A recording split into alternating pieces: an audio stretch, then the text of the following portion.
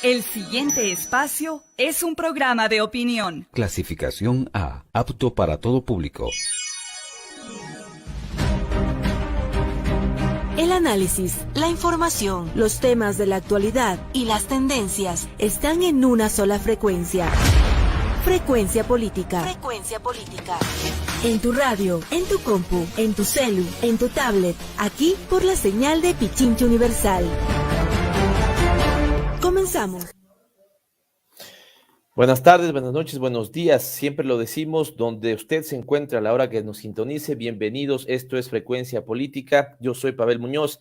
Este programa se emite por la señal de radio Pichincha Universal 95.3 FM para Quito, 94.5 para el resto de la provincia de Pichincha.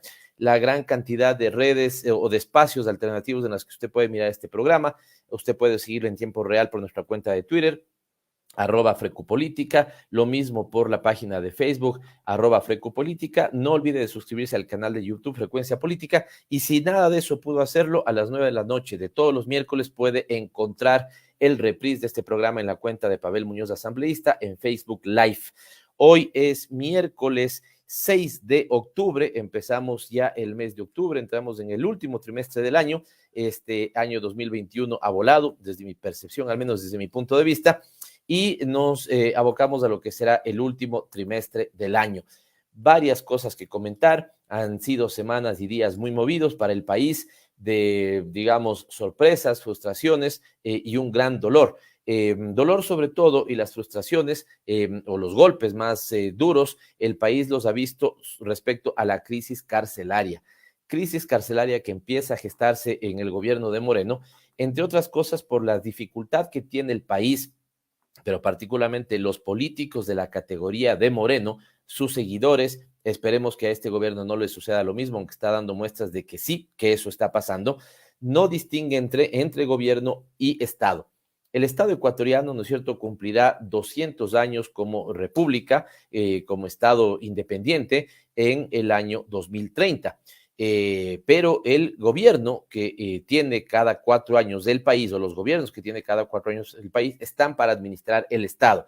Pero claro, cuando se confunde esto, cuando Moreno, por el odio enfermizo que tenía al proceso de la Revolución Ciudadana, de la cual él fue su vicepresidente, y su único deseo fue la descorreización, como la llamó, y botar toda la basura, terminó tumbando no solamente políticas del gobierno de Correa, del cual fue el parte, sino políticas del Estado ecuatoriano, y esto es un pecado capital. Esto demuestra que el odio de Moreno no estaba concentrado en Correa, sino en la sociedad ecuatoriana.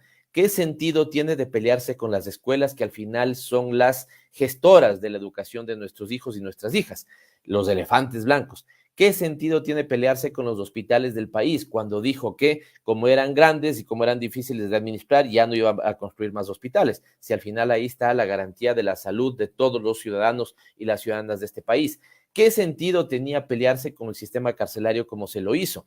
Imagínense si hoy tuviéramos, ¿no es cierto?, el penal García Moreno, que antes existía solamente aquí en Quito, que tenía también un proceso de hacinamiento brutal. Imagínense si no había la inversión para construir cárceles nuevas, ¿no es cierto?, como la de la Tacunga, las propias inversiones hechas y las construcciones hechas en la ciudad de Guayaquil para eliminar el brutal hacinamiento que había antes. Pero no quisieron administrar adecuadamente el sistema carcelario. He visto algunas imágenes incluso de basura acumulada entre un pabellón y otro, lo cual es una cosa vergonzosa, pero vergonzosa. Hay un montón de factores adicionales, ¿no? La prisión preventiva, siendo una medida de última ratio en el país, ha empezado a utilizar, digamos, con una ligereza total, a tal punto que tienen ustedes muchas personas presas que todavía no tienen una sentencia, que están en prisión preventiva, ¿no es cierto?, y que corre peligro su vida por, digamos, esta disputa de mafias que se advierte dentro de los centros carcelarios. Es decir, una barbaridad. Ni mencionar las imágenes que al menos yo huyo de ese tipo de imágenes porque son dantescas absolutamente de lo acontecido en los centros carcelarios del país, pero particularmente en la ciudad de Guayaquil. Recuerden que asambleístas como Marcelo Holguín, Juan Cristóbal Lloret en su momento, ¿no es cierto?, planteaban la necesidad de que se le dé explicaciones al país y que los responsables comparezcan al Pleno de la Asamblea Nacional, cosa que César Litardo, por ejemplo, nunca dejó pasar, porque esta lógica de cubrirle al gobierno de Moreno, porque estaba desarrollando la famosa descorreización, ha sido de lo más atroz que le ha pasado a la vida institucional del país. Así que hay mucho que conversar. Seguramente buscaremos un espacio para un experto en la materia y poder analizar esto con precisión. Pero este golpe anímico respecto a cómo funciona el país se vuelve una sorpresa también brutal este fin de semana cuando aparecen los Pandora Papers. Ahora, todos aquellos que son pro periodismo de investigación, espero que hagan el saludo, ¿no es cierto?, a Pandora Papers, que esta sí se ve como una investigación seria, promovida por el Consorcio de Periodismo de Investigación a nivel mundial. Si no me falla la memoria, son más de 400 medios de comunicación serios los que se juntan para esta iniciativa, casi 12 millones de documentos filtrados. Ahí está la participación del país de España, por ejemplo, de la BBC o The Guardian, de Inglaterra, el caso de Deutsche Welle, que hemos visto algunas notas en el caso de Alemania, y algunos periódicos serios a nivel mundial, y determinan lo que era un secreto a voces y que el Ecuador se animó a disputarlo. Las famosas guaridas fiscales, porque algunos las traducen como paraísos fiscales, pero en realidad el término que más se podría asociar a su nombre en inglés son guaridas fiscales. Y si se llaman guaridas fiscales es porque ahí van a resguardarse los capitales o que provienen de actividades ilícitas o aquellos que proveniendo de actividades lícitas buscan evadir sus responsabilidades tributarias en el país. Y se señalan, ¿no es cierto?, un conjunto de políticos, no aparece el famoso líder de la banda de los 70,000 millones de dólares, ¿no es cierto? Y esto es lo que ventajosamente le da respaldo a un expresidente como Correa, ¿no es cierto?, de no aparecer, por ejemplo, en esas listas, a pesar de todas sus las acusaciones sin fundamento en territorio nacional, y aparecen otros políticos, ¿no es cierto?, y entre ellos presidentes en funciones, como el caso de Piñera en Chile o el caso de Guillermo Lasso en Ecuador, para los cuales evidentemente deberá haber debido proceso, presunción de inocencia y que puedan explicar estos elementos. Lo que para el mundo puede ser simplemente una falla ética, porque claro, como yo siendo presidente, diciendo vengan a invertir en mi país, pero mi propia plata yo la saco de mi país y no la invierto en mi país, hay un problema ahí ético, de consistencia ética respecto a ese señalamiento. En el caso ecuatoriano podría terminar siendo también una vulneración legal. Recuerden que fue el pueblo ecuatoriano el que por consulta popular dijo que no cabía que funcionarios públicos o quienes quieran ser funcionarios públicos, ¿no es cierto?, tengan recursos en paraísos fiscales. Aquí ha habido un debate sobre la gente hace con su plata lo que quiere. Por supuesto que sí, pero si usted quiere manejar sus recursos fuera del país, hágalo, pero no se meta a presidente de la República, ¿no es cierto?, ni asambleísta, ni a funcionario público.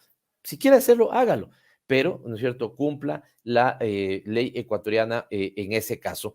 Habrá que ver qué investigaciones se realizan, las de explicaciones que evidentemente dé el presidente de la República y el desarrollo de estos elementos en el tiempo. Evidentemente, una cosa que preocupa mucho, pero que jamás, por más preocupación que pueda dar, debe violentar el principio de inocencia y debido proceso. Eso sí, las explicaciones deberían ser claras para todos los ecuatorianos y las ecuatorianas. Me queda cortito el tiempo, así que les presento a mi invitado para nuestro próximo segmento, Dialogando con. Este segmento será con Pedro Donoso Müller, director general del ICARE. Él es licenciado en Ciencia Política y Jurídica, es abogado y doctor en jurisprudencia, articulista en varios medios digitales y es un lector interesante que tiene lecturas frescas, digamos, lúcidas de la realidad nacional, y veamos qué tipo de conversación podemos hacer con él. Yo espero y creo que será una conversación atractiva para ustedes. Buscaremos analizar los 4 meses del gobierno del presidente Lasso, sus puntos a favor, sus puntos en contra, sus errores, y por eso les invito a que permanezcan con Frecuencia Política en el siguiente segmento, Dialogando con. Los protagonistas de la información aquí en nuestra cabina, en Frecuencia Política. Dialogando con. Lo habíamos advertido evidentemente, y estamos con Pedro Donoso Müller. Es la segunda vez que tenemos una entrevista con él aquí en Frecuencia Política. Decirles a ustedes y a ti, Pedro, que tuvimos muy buenos comentarios de esa primera entrevista y haber compartido aquí el espacio de Frecuencia Política con nosotros. Muchas gracias por ello, te damos la bienvenida. ¿Cómo estás? ¿Cómo te ha tratado esta vida, estos momentos de pandemia, Pedro. Estamos contentos los que seguimos un poco tus redes porque no has dejado de enviar permanentemente número de contagiados, número de pruebas que se realizan, casos que han sido, digamos, ya superados, evidentemente fallecimientos, al menos de las fuentes oficiales. ¿Has decidido mantenerte en esto? ¿Lo vas a sostener? ¿Cómo sientes? ¿Hay una diferencia significativa en el acceso a los datos ahora, de antes, en la percepción más, más cualitativa que tú tendrías del fenómeno? ¿Cómo ves las cosas, Pedro? Primero, agradecerte, Pavel, por la invitación. Siempre es un gusto conversar contigo, estar en Frecuencia Política. Nosotros hemos mantenido, digamos, desde el gabinete estratégico que yo dirijo, el envío de estas cifras, a pesar de que no fluyen, evidentemente, como fluían, digamos, en el momento más álgido de la pandemia. Y sobre todo, creo que no tienen tanto que ver con la oferta de la información, sino con la demanda de la información. Es decir, hemos visto también el comportamiento de nuestros clientes, que son clientes variados, el ya no tanto interés finalmente en las cifras, ¿no? Y eso es interesante, porque de una u otra manera me parece que el COVID y la crisis sanitaria ya no es un tema ni de preocupación, o podría ser, hipotéticamente hablando, creando la hipótesis, un tema de preocupación finalmente para generadores de opinión, para tomadores de decisiones o para finalmente organizaciones de todo tipo, ¿no? Nosotros hemos mantenido simplemente para hacer también una medición y un termómetro, ¿no es cierto?, de cuáles son los temas de interés, pero claro, no fluye con la misma frecuencia la información y tampoco fluye el interés finalmente para esa información, ¿no? Ahora, sobre esto te hago una pregunta. Siempre empezamos un poco tratando de conocer mejor al personaje y tú vienes del mundo de la ciencia política, el mundo de la jurisprudencia, y en realidad diriges un gabinete estratégico, como tú lo dices, que específicamente, ¿dónde apunta? Es más a ratos comunicación estratégica, manejo de crisis, pero también haces lectura de coyuntura, que es para lo que te queremos molestar en este programa. ¿Dónde está o es una, digamos, confluencia de elementos que tú trabajas? Solo para contarte una anécdota, a ver si tiene sentido. Me estaba haciendo unos exámenes médicos y me parece que la enfermera me vio súper nervioso porque me iba a sacar sangre. Y por hacerme, digamos, una conversación me dice, ¿y usted a qué se dedica? Yo le dije, no, sáqueme sangre nomás porque si le explico finalmente nos vamos a demorar horas, ¿no? Nosotros somos gestores de la reputación, así nos autodefinimos. La reputación es el activo intangible más importante de organizaciones, actores políticos, actores sociales, etcétera. Y con base a la construcción de esa reputación utilizamos varias herramientas, finalmente incluso varias ciencias, ¿no? Nosotros mediamos, decimos, la relación de nuestros clientes con distintos públicos. Por ejemplo, los medios de comunicación. Entonces hacemos relaciones informativas, ¿verdad? Administramos crisis reputacionales, administramos, digamos, relaciones políticas, relaciones comunitarias, por ejemplo, hacemos estudios de percepción de corte cualitativo y leemos el contexto político y somos actores de lectura del contexto político más como un insumo secundario a lo que en verdad hacemos finalmente, ¿no? Es decir, la comunicación es parte de, finalmente, o quizás desde el puerto de llegada de todo lo que nosotros hacemos. Todo lo que nosotros hacemos, digamos, es como un brebaje que termina siendo servido en la comunicación, digamos así, ¿no? Entonces, la comunicación como parte fundamental, pero en la construcción de la reputación, y la reputación es el objetivo final de nuestro trabajo. Muy interesante. Ya me contarás si estás lleno de clientes en estos tiempos, donde yo sostengo que hay un asesinato reputacional cotidiano, muchas veces desde medios de comunicación o lo que ha venido operando en la política.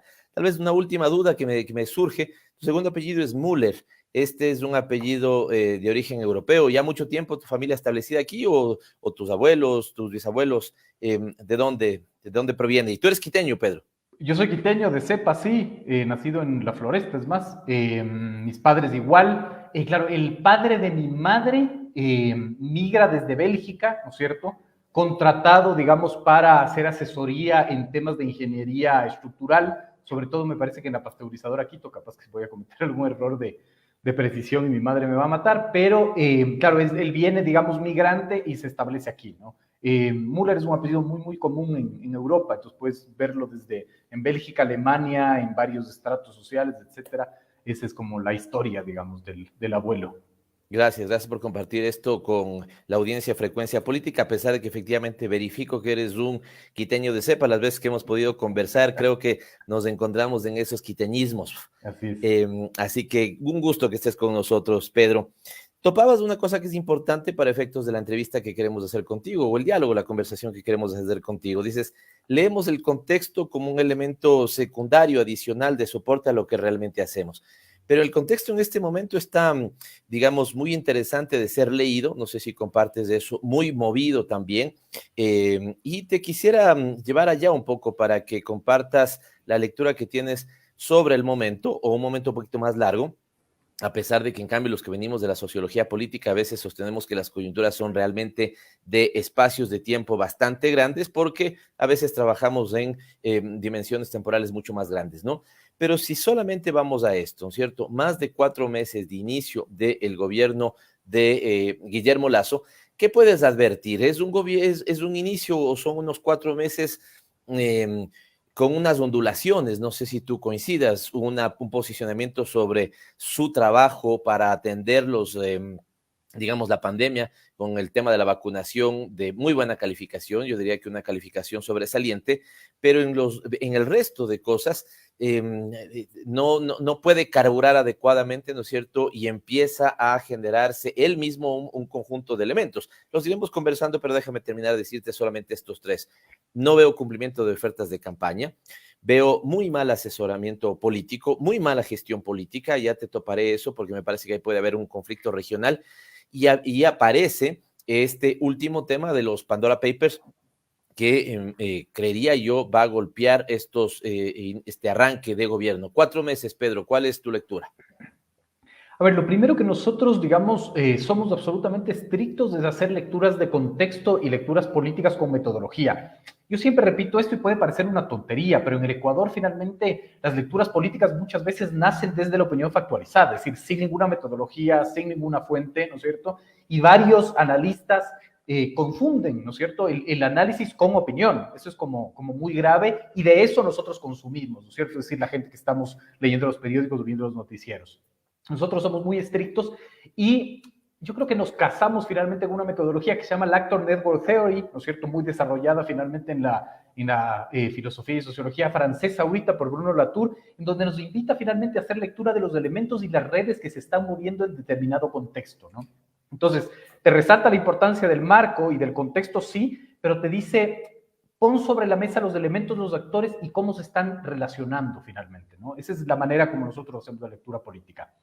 Ahora, estos 4 meses de gobierno, digamos, o sea, para empezar, finalmente las lecturas políticas en el Ecuador siempre son difíciles porque yo creo que de un buen tiempo, de unos 20 años de acá, nada está en su lugar, siempre digo yo, ¿no? Es muy difícil leer el contexto político porque de una u otra manera, ¿no es cierto?, se trastocaron las relaciones políticas y tú veías, por ejemplo, ¿no es cierto?, durante los 10 años de correísmo que, digamos, se trastocaron las identidades políticas, digo yo, ¿no? Entonces veías, por ejemplo, a la izquierda, qué sé yo, Movimiento Popular Democrático, etcétera, defendiendo la libertad de expresión, que nunca fue su lucha y su causa, y veías, por ejemplo, al movimiento Creo defendiendo los derechos de los jubilados, por poner un ejemplo. Entonces era como muy difícil hacer esa relación identitaria, ideológica, actor, ¿no? Estos 4 meses yo creo que más bien han tenido como una estabilidad política de algo que a mí me ha llamado muchísimo la atención también, que es una inyección de optimismo brutal, me parece a mí, ¿no es cierto? Que yo puedo crear 2 hipótesis derivadas, ¿no es cierto? El primero es el fracaso de un gobierno absolutamente inepto como el de Moreno, que elevó los niveles de pesimismo nunca antes visto, ¿no? Es decir, ni siquiera en la época de la crisis financiera a finales de los 90 se tenía ese pesimismo palpable. Evidentemente, aquí involucra finalmente la pandemia, pero ya pre-pandemia los niveles de pesimismo venían creciendo. Solo por darte un ejemplo, Cedatos habla de que en abril se cerraba finalmente el gobierno de Moreno con 88.70% de percepción pesimista en el Ecuador, ¿no?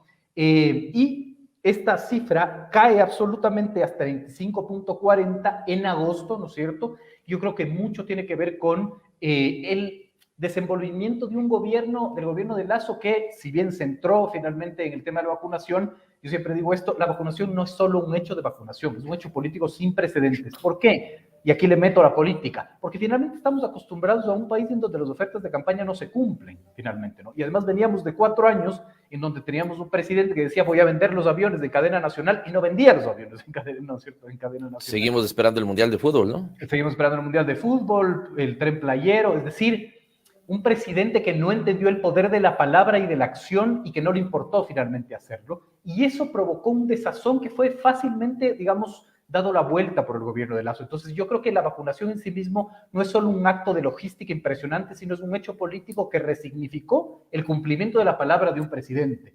Yo creo que eso no es menor.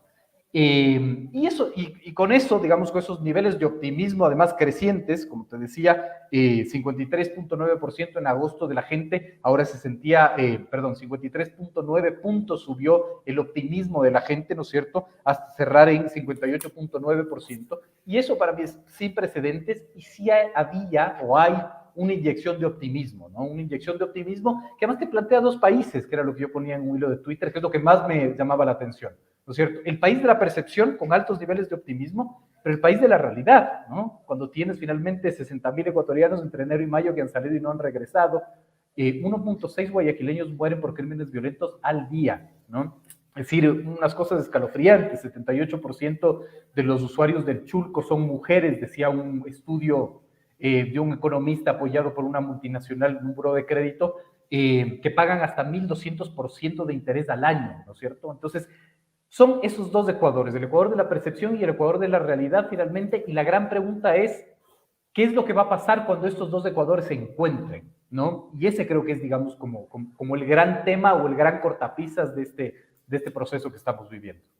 Muy interesante y pones muchas cosas que podemos desarrollar y conversar. Quiero empezar con una que me surge cuando dices hay una gran inyección de optimismo en la sociedad ecuatoriana, muestras estos datos de cómo cae el pesimismo a niveles bajos, cómo sube también una buena calificación sobre el gobierno. Eso, Pedro, a tu juicio, tiene un elemento favorable y uno desfavorable. ¿Qué quiero decirte con esto? Que inflas las expectativas de tal forma que cuando empiezas a ver los primeros, ¿no es cierto?, tropiezos, ni siquiera digo caídas ni grandes resbalones, sino los primeros tropiezos, te empiezas como a frustrar. Voy a ponerte dos ejemplos del tema de voy a arreglar los principales problemas del país en los 100 primeros minutos, o otras ofertas de campaña, como el crédito de $1,000, ¿no es cierto?, a 30 años con tasas de interés del 1%. Termina siendo esta inyección de optimismo, esta inyección anímica favorable en la sociedad ecuatoriana, una especie de espuma de cerveza que sube muy rápido, pero que también tiene posibilidades de bajar muy rápido. Digamos, de expectativas del enemigo más cruento que puede tener un político, ¿no? Ni siquiera su oposición. Y lo que tú dices tienes toda la razón, finalmente, ¿no? Es decir, yo creo que el principal problema del gobierno, más allá de la falta de operación política, etcétera, es no entender los timings. Yo decía esto en una entrevista la otra vez. Para mí la política es como un proceso de alquimia, es un proceso químico, donde uno tiene que transformar lo inmaterial en material, pero en un corto tiempo. Si no lo haces un corto tiempo, sucede lo que podría suceder al gobierno de Lazo, que es, ¿no es cierto?, que este alto optimismo empieza a verse golpeado por distintas explosiones que están sucediendo. ¿Qué quiero decir con esto? No creo que la sociedad o el gran segmento de la población se sienta y critica finalmente los Pandora Papers. No creo que le interesa, no creo que lo consume, pero siente un tema de desazón, ¿no? La crisis carcelaria, por ejemplo, genera un gran debate finalmente. Hay unos que están incluso que justifican las matanzas, ¿verdad? Pero esa sensación de otra vez, ¿no es cierto?, una frustración va generando y afectando los niveles de optimismo que estamos viendo, ¿no es cierto? Y es muy difícil taparlo. Entonces, con esto quiero decir que, en efecto, si en un corto plazo no materializas el gran optimismo que tenías, ¿no es cierto?, yo creo que puedes tener consecuencias finalmente con tu gestión en ese sentido, ¿no? Y para mí, digamos, ese gran optimismo debió haber sido materializado finalmente o de alguna manera convertido en por ejemplo, una victoria electoral. Por eso no es tan descabellado el hablar de una consulta popular en ese sentido, ¿no? Ha logrado transformar el éxito de la vacunación, y tú decías, efectivamente es un hecho político, pero ha logrado capitalizar eso políticamente. ¿No sientes que la gestión, digamos así, sanitaria, la gestión administrativa de ese hecho no se traduce necesariamente en un éxito político? Porque yo veo la Asamblea Nacional permanentemente y en cambio ahí lo que veo, ¿no es cierto?, es un gobierno que ya le cuesta muchísimo viabilizar cualquier iniciativa. Y déjame decirte, entraré eso en el segmento siguiente, porque ahí tenemos más tiempo para desarrollarlo, que en lo absoluto veo una predisposición deliberada de entorpecer su trabajo. Veo muchas, no encuentro otra palabra, veo muchas torpezas en la gestión política. ¿Sientes que no ha habido o para ponerlo como tú lo decías, es una cuestión de alquimia. ¿Tiene los alquimistas necesarios? ¿Ha logrado transformar su éxito sanitario de gestión, la vacunación, en un éxito político que le dé más, digamos, oxígeno a lo que quiera hacer en los otros ámbitos, del económico, por ejemplo?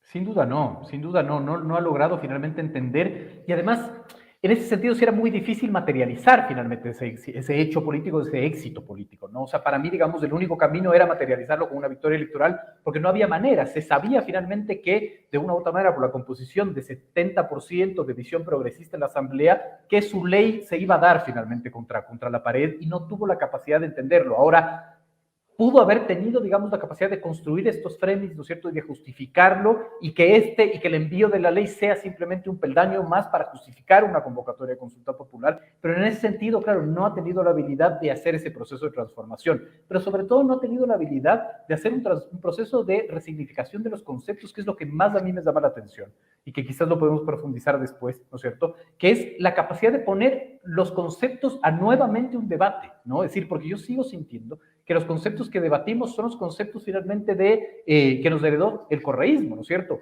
No importa si estamos de acuerdo o en desacuerdo, pero seguimos discutiendo sobre eso, y el gobierno y sus aliados finalmente no han tenido la capacidad de resignificar esos conceptos. Y aquí quiero acuñar un término que me gustó mucho, que lo dijo Agustín Burbano de Lara en un panel que compartimos.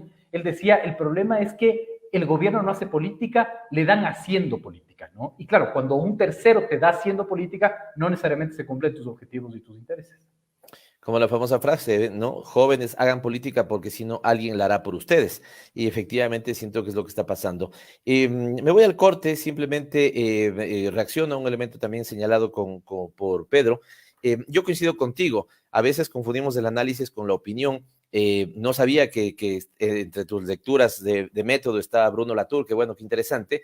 Y dado que señalaste método, a mí me parece que uno de los problemas esenciales del gobierno para procesar las cosas políticas, al menos en la Asamblea Nacional, y siento que de manera general es la ausencia de método. Es decir, y aquí te dejo una pregunta con la que quisiera retomar, porque nos toca ir a una pausa planteada por la producción, pero esa ausencia de método, o no sé si es que es la ausencia de método, sino un método equivocado, ha llevado a creer, o le ha llevado a creer a él, pero creo que sobre todo a sus colaboradores, de creer que el país es una empresa, es una sucursal bancaria y que tiene que ser administrado bajo lógica gerencial, cuando nos damos cuenta, ¿no es cierto?, de que la política es mucho más compleja y que los países necesitan estadistas más que gerentes. Pero regreso con tu reacción en un minuto nada más, con la primera pausa que hacemos aquí en Frecuencia Política. Seguimos conversando con Pedro Donoso, interesante conversación con Pedro Donoso sobre el análisis, no necesariamente la opinión, aunque también le estamos pidiendo sus opiniones, pero el análisis que suele hacer él del contexto ecuatoriano, del contexto político ecuatoriano. Te decía, Pedro, tengo una hipótesis, es que o no tienen método, y por eso están procesando tan mal las cosas, o tienen el método equivocado y creen que llenarse de colaboradores aparentemente exitosos en el mundo privado les va a hacer inmediatamente exitosos en el público, pero son dos lógicas absolutamente distintas, y me parece que ahí hay una curva de aprendizaje que le está costando mucho al gobierno. Curva de aprendizaje que te la voy a poner después con otro tema, ¿no es cierto?, sobre la gobernabilidad interna del gobierno, pero ¿tiene método o está trabajando con un método equivocado? Digamos, ahí yo haría una observación de tres elementos que creo que son los adecuados, o que podría yo plantear, ¿no es cierto?, que son los adecuados en este sentido. Creo que tú puedas hacer una buena gestión política, ¿no es cierto?, para aplicar finalmente una buena estrategia política, necesitas tres elementos, ¿no es cierto? El primero es información. Yo siento que el gobierno no tiene información, es decir, que no entiende el país que está gobernando. Pero yo me atrevo a decir, Pavel, que nadie entiende el país que está sucediendo ahora. Y yo creo que tiene dos vertientes y dos razones. El primero es porque no tenemos información. El censo que estaba pactado para el 2020, que fue interrumpido por la pandemia, no se ha hecho. Yo no sé cuál es el Ecuador existente actualmente. No sabemos, por ejemplo, incluso después de estos 10 años, porque el censo último se realizó en el 2010, ¿verdad? Y la metodología te dice que tiene que ser cada 10 años, ¿no es cierto? Yo no sé cómo ha cambiado el Ecuador hace 10 años, pero además cómo el COVID cambió las relaciones, digamos, geográficas, poblacionales, etcétera. no sé si hay más migración urbana-rural, no sé cómo está compuesta esa relación. Entonces, creo que no hay desinformación cuantitativa, que yo repito esto y yo creo que se subestima mucho. Es supremamente importante entender cuál es el Ecuador cuantitativo el que gobierna, ¿no es cierto? Y un segundo es que yo creo que no tiene información cualitativa tampoco, es decir, y me sorprende muchísimo, ¿no es cierto? Este ha sido, digamos, un proyecto político, una tendencia que ha estado peleando para llegar al poder durante 10 años, que tiene un think tank, si compartimos o no, no importa, pero tiene, digamos, un grupo de gente que piensa finalmente el modelo, los mecanismos, etcétera. Y me sorprende mucho que, por ejemplo, no tenga información cualitativa cuando presentan una ley, por ejemplo, ¿no? Y claro, estoy de acuerdo finalmente que en Pachacútec, Cunes se puedan oponer conceptualmente a la ley, pero, por ejemplo, tú tienes empresarios que no estaban de acuerdo con la ley. Lo que primero me llama la atención es cómo tú puedes lanzar un proyecto de ley sin tus aliados naturales. Ese es un error de bulto, ¿no? Entonces, creo que no hay información ni cuantitativa ni cualitativa en el primer elemento. Creo que el segundo elemento es, no sé si haya metodología o no, pero esa metodología, si es que la hay, es una metodología que parte del sesgo de confirmación, de no entender finalmente el país real, las dimensiones y las relaciones políticas reales, sino las que yo creo que existen, ¿no? Y ahí hay una frase que a mí me encanta repetir de Mark Twain, ¿no es cierto? Decía, lo que nos mete en problemas no es lo que no sabemos, sino lo que creemos que sabemos, pero que no es verdad. Y ese creo que es, digamos, también un problema, ¿no? No hay una metodología clara de entendimiento, de aplicación, de descripción de los actores, etcétera. Y el tercero son los actores que realizan finalmente esta operación. No es menor que el gobierno finalmente haya reemplazado, entre comillas, ¿verdad?, al Partido Social Cristiano, con quien tenía una alianza, por la democracia cristiana. Esa es, digamos, si ya nos ponemos a hacer una lectura mucho más de la Realpolitik, esa es una afrenta finalmente al mismo Partido Social Cristiano y a las relaciones de política geográfica, Sierra-Costa, ¿no? Es decir, volvamos a los 90, ¿quién era el antagonista principal, 90-2000, quién era el antagonista principal del Partido Social Cristiano? Era la democracia cristiana, ¿no? Es decir, porque se disputan un mismo espacio ideológico, ¿no es cierto?, con diferencia geográfica. Entonces, tiene que ver estos tres elementos, ¿no es cierto? Falta información, falta metodología, pero además los actores que están realizando esa dinámica, que además son actores, siento yo también, que se quedaron en el Ecuador de los 90 y los 2000, ¿no? Y no entendieron que hay un recambio finalmente sociopolítico de las relaciones de poder. Te diría bingo, porque cuando te dije que más adelante te haré una pregunta o te llevaré ese terreno, acabas tú de llegar a este terreno. Que sí, a mí me parece que ahí hay un elemento de esta gobernabilidad o de las relaciones internas del gobierno y de su fuerza política.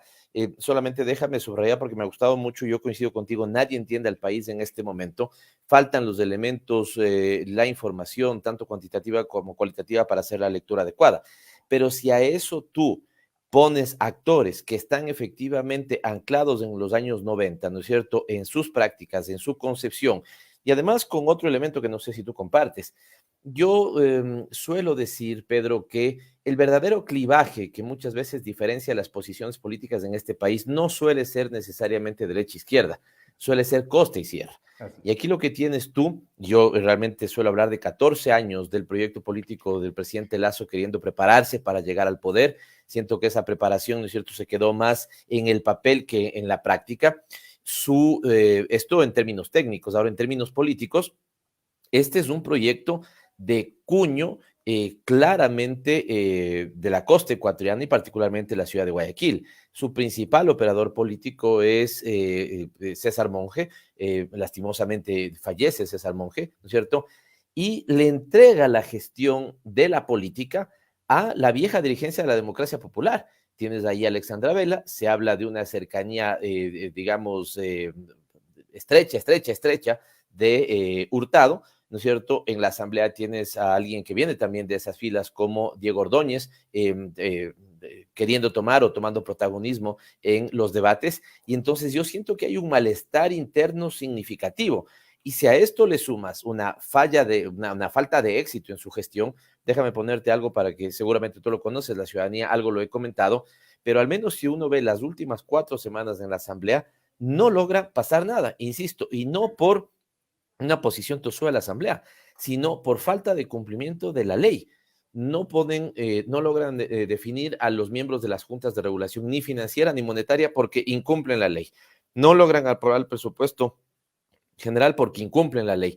Y no logran pasar una ley que entenderemos habrá sido el santo grial de lo que querían hacer en los primeros años porque incumplen la ley. no hay ninguna, si tú quieres, posición. Aquí más bien los equivocados son algunos asambleístas que creen que uno puede mirar al lado, ¿no es cierto?, a un costado, cuando lo que tiene que hacer el CAL es verificar, no opinar sobre el contenido de la ley en este momento. Puede ser buena, puede ser mala, pero ellos simplemente verifican que A, B y C se haya cumplido. Y si no cumplen, tienen que devolver esa iniciativa legal. Vuelvo a esto. ¿Tú sientes que eso se está, digamos, comentando en los corredores de la política? Hubo un proyecto, ¿no es cierto?, de cuño más de costa, con su gente trabajando por 10, por 14 años, y resulta que ahora te dan administrando, como decimos los serranos, la vieja dirigencia de la democracia popular, y esto está generando una fricción interna importante. Hay un montón de factores ahí, Pavel, concordando contigo absolutamente hay un montón de factores. El primero, yo también soy de los creyentes que el clivaje finalmente en este país es sierra y costa y ha sido eternamente y así va a seguir siendo, pero también hay mini clivajes, si se puede decir así, estoy maltratando el término, pero hay mini clivajes también. Y yo, cuando Lasso, digamos, ganó las elecciones, se me venía esta reflexión, ¿no es cierto? Es muy difícil conjugar todos los anticorreísmos. ¿Por qué? Porque los anticorreísmos no son homogéneos finalmente. ¿No? Es decir, en el anticorreísmo tú tienes esferas legítimas además y respetables además, ¿verdad? Con varias vertientes. Entonces, claro, no solo es el clivaje sierra-costa, sino también es el clivaje en la costa exportadores e importadores, por ponerte un ejemplo, ¿verdad? Qué sé yo, grandes emporios bancarios con medianos emporios bancarios. En la sierra finalmente igual, exportadores e importadores, grandes agricultores, etcétera, etcétera, etcétera. Es decir, también hay pequeños clivajes, ¿no es cierto? Y yo siento que todos estuvieron en una gran corriente finalmente anticorreísta, porque a eso nos llevó finalmente la segunda vuelta. Claro, cuando tienes tú que apaciguar finalmente y negociar con todos ellos, ahí es cuando se evidencia la dificultad, ¿no? Y ahí se evidencia finalmente la incapacidad del gobierno de sostener un equilibrio en ese sentido.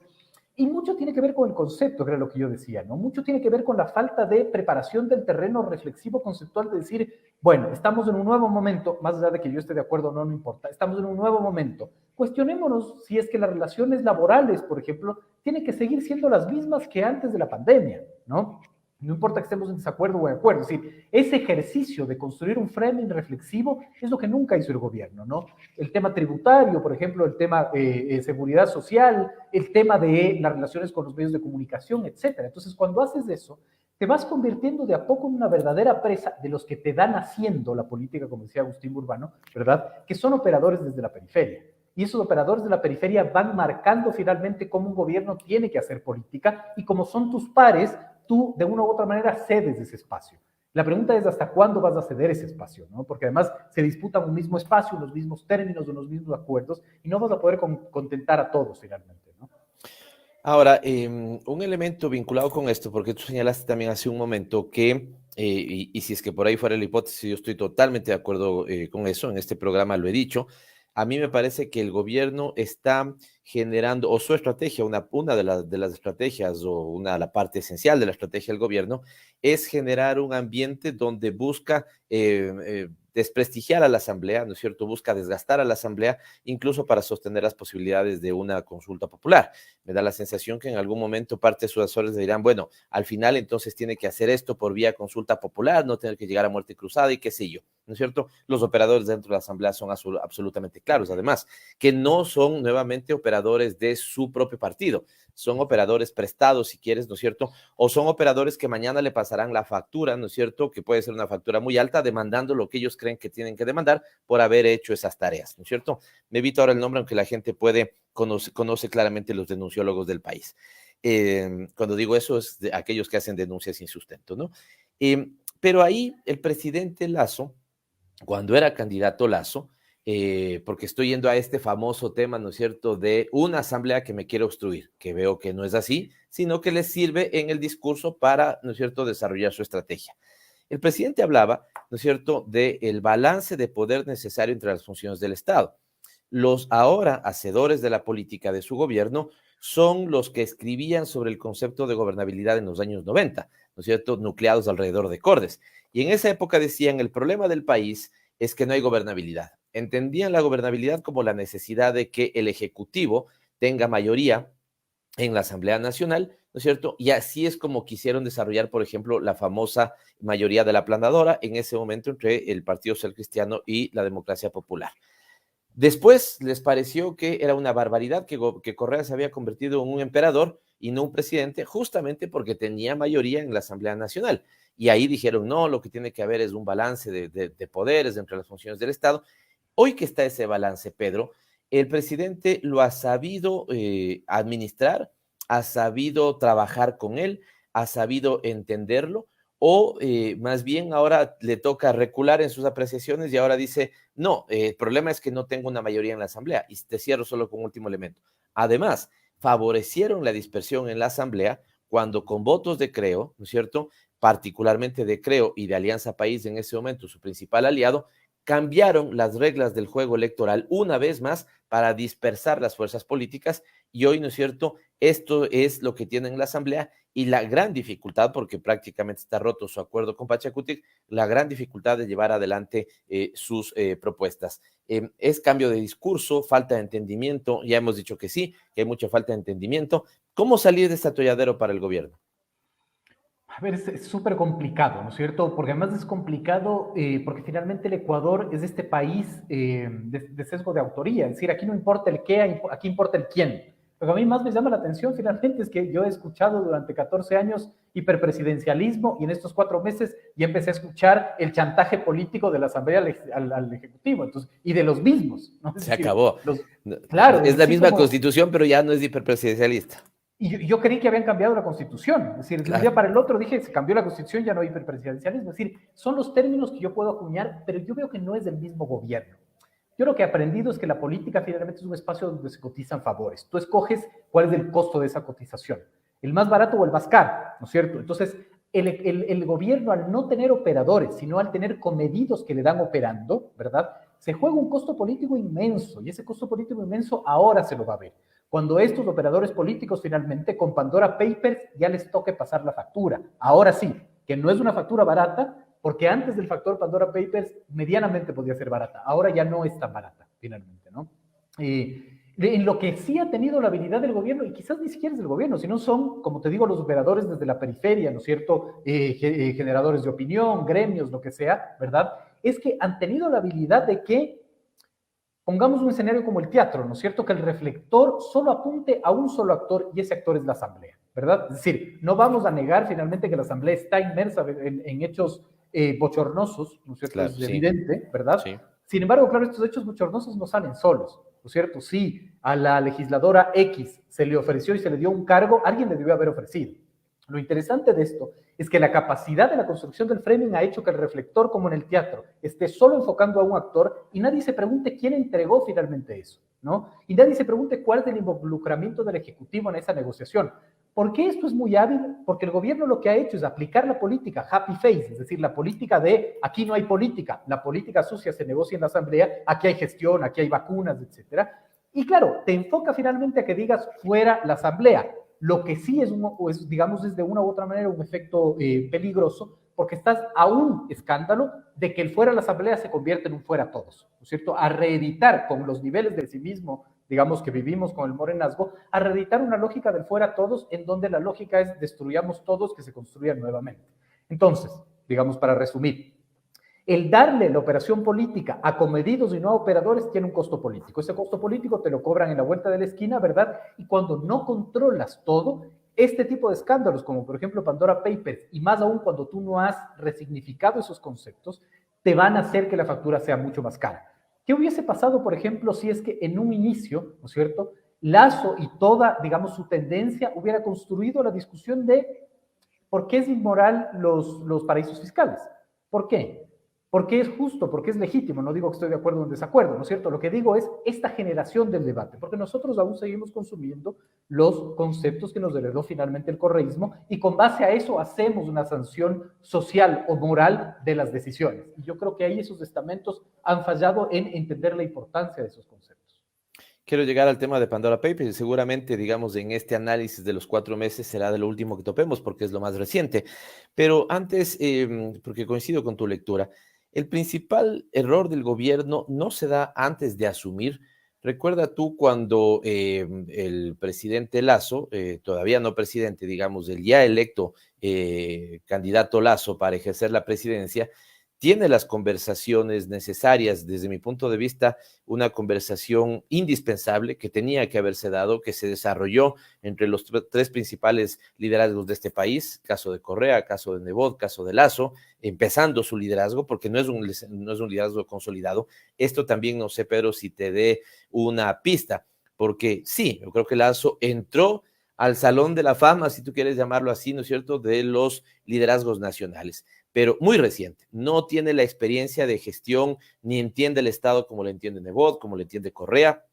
En realidad, él entiende más de empresa privada que de Estado. Entiende de campaña y de hacer campañas, pero no efectivamente la dinámica del Estado. Y ahí pudo, ¿no es cierto?, tener sus aliados naturales, quienes le habían acompañado en campaña, el Partido Social Cristiano, ¿no es cierto?, un único punto de encuentro con la Revolución Ciudadana, la necesidad de búsqueda de la verdad, pero bota eso al tacho la basura por hacer una alianza con Pachacutic, sabiendo que esa alianza, si le duraban 2 meses, ¿no es cierto?, era un gran éxito. ¿No está ahí el principal error político del gobierno, incluso antes de asumir ya la gestión gubernamental? Digamos, yo creo que hay que hacer un análisis de Creo durante estos 15 años de vida, ¿no es cierto? Tú dices, entiende mucho de campañas. Yo, en cambio, no creo, finalmente. Yo creo que Creo, valga la redundancia, siempre fue una maquinaria electoral que nunca entendió el proceso electoral. ¿Por qué digo esto, finalmente? Porque pudo haber sido exitoso, entre comillas, en las nacionales, pero nunca entendió la importancia de ganar las seccionales, por ejemplo. Creo es el movimiento que más ha fracasado en las seccionales, digamos, teniendo buenos números en las nacionales. Entonces, es un proceso muy extraño el de Creo, ¿no? Es como esta maquinaria electoral sin estructura, sin identidad ideológica. Tú ves, por ejemplo, la mutación finalmente de Guillermo Lasso en esta última campaña. Uno fue en primera vuelta, otro fue en segunda vuelta y, digamos, asumió el poder, pero la gran pregunta es a qué costo, ¿no? Es decir, nosotros al final de la segunda vuelta hicimos como un medidor, algo no tan técnico, ¿no? Pero era un medidor de cómo Lasso, ganando votos, perdía gobernabilidad. Y era impresionante la relación inversa que había en ese elemento, ¿no? Es decir, ya ganó a cualquier costo porque sabía finalmente que si no ganaba ahora no podía ganar. Y eso te demuestra de una u otra manera, ¿no es cierto?, que asumir a ese costo le va a traer problemas absolutos de gobernabilidad y el no entendimiento, pero más sobre todo él también creerse o construir este framing de el purismo y de la política happy face, ¿no es cierto? Este populismo happy face que yo digo, ¿no es cierto?, de pintar de colores y no tomar las decisiones, claro, que evidentemente muestran que el rompimiento de una alianza, que era la alianza natural con el Partido Social Cristiano, y que además, que yo creo que esa alianza finalmente del Partido Social Cristiano y Creo se veía reflejado en Unes como su legítimo contradictor, que construía un equilibrio normal de poder, un equilibrio normal, digamos, de gobernanza, ¿no es cierto? Entonces tú ibas a tener una alianza, Partido Social Cristiano y Creo, aliados naturales, y su antagonista natural iba a ser Unes, ¿no es cierto? Y Pachacutic y la izquierda democrática iban a ser, de una u otra manera, digamos, quizás testigos de esa dinámica política. Eso te iba a dar gobernabilidad. No finalmente el patear el tablero y generar, ¿no es cierto?, una entropía política que ahorita ya nadie tiene el control. Por eso es tan difícil ahora leer. Son 4 meses donde ya nadie tiene control y además donde empiezas a tener, por ejemplo, emergimientos de una oposición mucho más complicada que cualquier otra. Y quiero, por ejemplo, centrarme en el movimiento indígena, ¿no es cierto? Para mí el movimiento indígena ahora se convierte en el fenómeno más interesante de oposición perfecta. ¿Por qué digo esto? Porque pueden seguir haciendo lo que naturalmente hacen, que es una oposición social desde la periferia, calentando las calles, pero ahora ya tienen el poder de hacer oposición desde la política pública en la asamblea. Ese es, digamos, como que cierra el círculo finalmente y por eso se convierte en un actor tan interesante, ¿no? Pero claro, el querer, digamos, patear el tablero, ¿no es cierto?, desde el populismo happy face, desde el purismo, le provoca ahora que todo esté trastocado y que el equilibrio finalmente político no se dé. Muy interesante tu lectura, coincido contigo 100% cuando señalas de esta suerte como de despolitización, ¿no es cierto?, a pesar de estar operando en el terreno de la política, de despolitización que supone esta especie de política happy face. Pandora Papers, tú hablas de los elementos reputacionales, has hablado de 2 elementos, y el uno me encantó, como lo dijiste, la expectativa es del enemigo más cruento de un político. Cuando sumas estos 2 elementos, ¿no es cierto?, una expectativa en una persona que ha venido manteniendo un tipo de discurso, ¿no es cierto?, y ves que eso empieza a tambalear, y aparece el tema de Pandora Papers, que termina siendo un gran boomerang también para el gobierno. Lo de Pandora Papers no es un tuit del expresidente Correa, ¿no es cierto? Ya es un proceso de investigación de cerca de 600 periodistas a nivel internacional con el consorcio de periodismo de investigación. Operan muchos medios de mucho prestigio a nivel nacional, internacional, está la BBC, está El País, está la Deutsche Welle, está, digamos, en el caso ecuatoriano, incluso El Universo. O sea, es una investigación contundente, brutal, ¿sí? Y lo que en algunos casos podría tener, ¿no es cierto?, un elemento solamente ético, si tú quieres, en el sentido de, al final, ¿cómo puede ser que un presidente diga, vengan a invertir en mi país necesita desarrollarse con sus inversiones, pero sus inversiones, las propias, las de él, las tiene fuera? Hay un elemento, ¿no es cierto?, ahí ético, que es lo que resalta en la mayor cantidad de países, pero aquí se asocia con un elemento legal planteado en una consulta popular. Por lo tanto, me da la sensación que es una especie como de callejón, no sé si decirlo sin salida, pero muy complicado o casi sin salidas. ¿Por qué, Pedro? Porque ahí o esos activos sí tributaron en el 2016, ¿no es cierto? ¿Por qué el 2016? Porque ahí hubo una contribución al patrimonio planteado para la ley del terremoto, ¿no es cierto? Por la ley del terremoto. Segundo lugar, ¿no es cierto? Luego se vendieron o se transfirieron por exactamente lo mismo que se tributaron.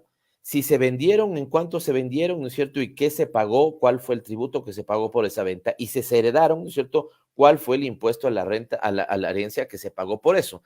Y finalmente, ¿no es cierto?, si todo eso aconteció o si eso no aconteció o no acontece en las mismas cantidades, ¿se vulneró o no se vulneró la regla electoral que te impedía, ¿no es cierto?, tener bienes activos en paraísos fiscales? No nos metamos a la legalidad porque no es tu terreno, tampoco es del mío, pero en este ambiente, ¿no es cierto?, las redes, no sé cómo las has visto, yo las he visto movidas con gente que se queda, digamos, frustrada, con una expectativa golpeada. Esto es cierto lo que tú dices, no va a ser del común, ¿no es cierto?, consumo de la gente, pero la contundencia de la investigación seguramente la mantiene activa por varios meses. Eso minará esa legitimidad que hemos dicho. Creció fácilmente, y también termino con esto, perdón, pero hay varias cosas que comentaste que me parecen bien interesantes, ¿no es cierto? Que esta relación inversamente proporcional, a más compromisos para más votos, menos gobernabilidad. La sumatoria de todo esto con un ingrediente como Pandora Papers es un ingrediente más o es una especie de detonante de todos los ingredientes que ya están en la mesa.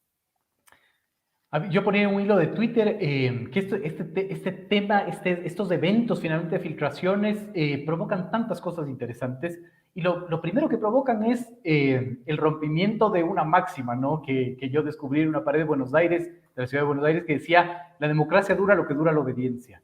Lo primero que yo planteé es finalmente, digamos, los políticos de ayer que criticaban a la prensa hoy la van a celebrar, y los políticos de ayer que celebraban a la prensa hoy la van a criticar. Otra vez, digamos, entra, digamos, en un tema absolutamente subjetivo, y sucedió con las declaraciones de Lasso ayer. Él fue enfático y dijo: ojalá los medios de comunicación contextualizaran mejor. Y es un actor que ha defendido la libertad de prensa, ¿no es cierto?, como una máxima. Y eso es supremamente interesante, ¿no? Es decir, lo que detona aquí es el cuando su reforma de ley en el ámbito de comunicación apuesta incluso a la no contextualización, es lo que tú dices exactamente, en esto de las cosas no están en su lugar, efectivamente se da esto que tú dices, ¿no? Al capitalismo desregulador, como decía Isa finalmente en su libro, ¿no? Exactamente eso, es decir, a que no haya regulación. Entonces, detona que todo entre en una lógica absolutamente subjetiva, ¿no? Ahí el tema de Pandora y te refleja en otra reflexión, porque además deja ver otras costuras del gobierno que son supremamente interesantes. Por ejemplo, él dice, si es que hubiese habido una violación, el Consejo Nacional Electoral me hubiera sancionado y yo no hubiera podido ser, candidato, o no hubiera podido ganar la elección. Pero si el vocal que participó del Consejo Nacional Electoral ahora es su asesor anticorrupción. Es decir, digamos, deja ver muchas costuras, ¿verdad?, que nadie las va a ver, Pavel, y esto hay que ser súper enfáticos, que nadie las va a ver si es que no se lo pone en escena. Y ahí viene un poco la falencia que siento yo hay en la oposición. Bruno Latour dice, en el siglo XXI, en una entrevista con El País, dice: en el siglo XXI los hechos ya no se defienden solos, hay que salir a defenderlos, a enmarcarlos, a contextualizarlos. Y yo siento que nadie lo está haciendo. Yo creo que Pandora Papers no va a significar un problema brutal de masas para el gobierno. Lo que sí provoca es que se mate a 1.6 guayaquileños diariamente, eso sí, ¿no es cierto? La crisis en las cárceles, ¿verdad? La sensación de inseguridad, de orfandad del Estado, 80% de desabastecimiento de medicinas finalmente en la red de hospitales de seguridad social, eso sí, pero esto suma a lo que hablábamos en un inicio, ¿no es cierto? Que era la caída del optimismo. Así como subió el optimismo, digamos, yo creo que este tipo de cosas que la gente no entiende, pero le salpican y le genera un desazón por venir de la lógica política, va a alimentar el tema del pesimismo profundamente, ¿no? Entonces creo que ese es el tema, digamos, básico de discusión. Hemos llegado al final de nuestra conversación, interesante conversación, ya haré un comentario sobre ella cuando te despida, pero tal vez un último elemento que no hemos topado, conflictividad social. ¿Se advierte, no se advierte el diálogo? No sé qué lectura tengas del diálogo que se dio este día lunes entre el movimiento indígena y el gobierno. Parece que no salen ambos muy contentos. El movimiento indígena dice voy a hacer una asamblea para ver qué mismo resuelvo. ¿Se advierte un escenario de conflictividad? ¿Cómo sientes, qué sentiste de ese ánimo de las declaraciones finales, tanto de Leonidas Issa como del presidente Lasso al terminar su encuentro? Evidentemente, digamos, el negocio político, ¿no es cierto? Es decir, lo que buscaba la CONAIE no era finalmente el diálogo en sí mismo, sino ganarse un puesto de la legitimidad política, ¿no es cierto? Yo lo que creo es que la CONAIE busca finalmente ser la oposición legítima del gobierno y el gobierno le rehúye porque sabe que no le conviene esa oposición. Yo creo que, en efecto, de una u otra manera habrá no sé si un estallido social, pero una oposición, digamos, en la periferia, y ahí otra vez viene la carta del optimismo y del pesimismo, ¿no? El momento en que el pesimismo empiece a reinar, yo creo que esas oposiciones en las calles pueden transformarse en un estallido social, si es que se da la capacidad de transformar, como te digo, ese optimismo en pesimismo, ¿no? Solo ahí yo vería finalmente que habría un tema de complicación, salvo que se sigan, digamos, sumando las crisis y que el gobierno siga sin poder responderlas. Interesante, fresca y lúcida lectura la que ha hecho Pedro Donoso de la realidad ecuatoriana. Hemos tratado de leer desde varias aristas en estos 4 meses, un poquito más, del gobierno del encuentro, el gobierno del presidente Lasso, sus desafíos, digamos, lo que ha venido haciendo, pero sobre todo seguramente sus errores, ¿no es cierto? Ya le quedará al gobierno la posibilidad de leer esto con precisión y hacer las correcciones que el caso amerite. No nos equivocamos cuando decíamos que íbamos a tener una muy interesante entrevista y conversación con Pedro Donoso. Así ha sido y esperemos que la próxima conversación interesante sea pronto, Pedro. Te agradezco mucho. Te mando un abrazo. No, encantado, Pavel. Gracias por la generosidad de la invitación. Un abrazo. Y con nosotros nos vemos la próxima semana aquí en Frecuencia Política el próximo miércoles y ya sabe que si usted no alcanzó a escucharnos ahora a las 6 de la tarde aquí en Radio Pichincha Universal, tiene la opción de ver nuestro reprise a las 9 de la noche en Pavel Muñoz Asambleísta, la cuenta de Facebook. Muchas gracias, nos vemos la próxima semana. Gracias por acompañarnos. Aquí termina Frecuencia Política. Hasta la próxima semana.